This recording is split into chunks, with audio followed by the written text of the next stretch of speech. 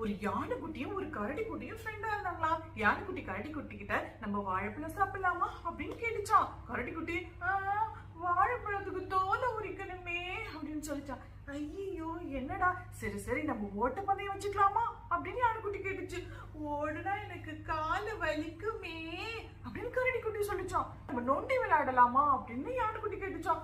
நொண்டி விளையாண்டா எனக்கு முட்டி வலிக்குமே அப்படின்னு கரடி குட்டி சொல்லிச்சான். அச்சோ சரி சரி நம்ம போய் குளத்துல நீச்சல் அடிக்கலாமா அப்படின்னு யானைக்குட்டி கேட்டுச்சான்.